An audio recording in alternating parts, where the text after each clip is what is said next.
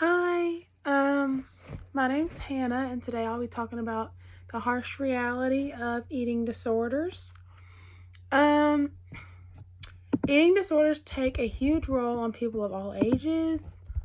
Um, many, most eating disorders mainly range in the lower age. Um, Eating disorders are not very easy to cope with. It's very hard to find yourself in a state of happiness. Some people never get there. Some people are lucky enough to get there and overcome their eating disorder no matter how tough it is, but majority of the people don't ever find complete happiness with themselves and completely get over their eating disorder. I have personal battles with eating disorders. I have body dysmorphia, which is when you can't see anything good about your body and it's just never good enough.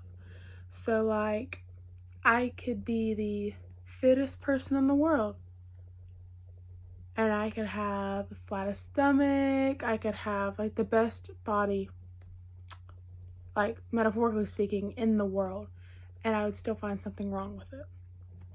It's just something that you're never completely happy with. You probably never will be. It's just when you've been told that you're not good enough or your body's not good enough for so long.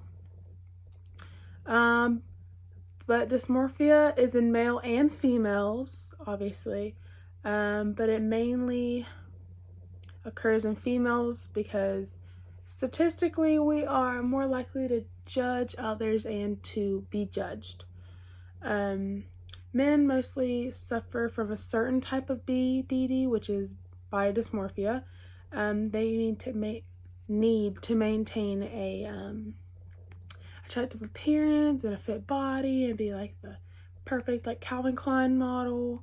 But most women have like a lot of pressure with like social media people who have like perfect bodies, perfect symmetrical faces, to be perfect. It's very hard for someone to be okay and like perfectly confident with their body when all they see on social media is something they could be, or someone that looks better and someone's like skinnier and prettier. And it's very hard to have confidence because basically there's a stigma out there that if you have a little bit of jiggle to your body, you're considered unfit or fat, which can be triggering for eating disorders such as bulimia, anorexia. Anorexia is when you just don't eat. And bulimia is when you eat and then you throw it back up, which is not good, obviously for many reasons, but it takes off the enamel of your teeth because you throw up a lot. There's just a lot of bad factors to it. Eating disorders can result in malnutrition, self-harm, and even suicide. Eating disorders is more common than people think.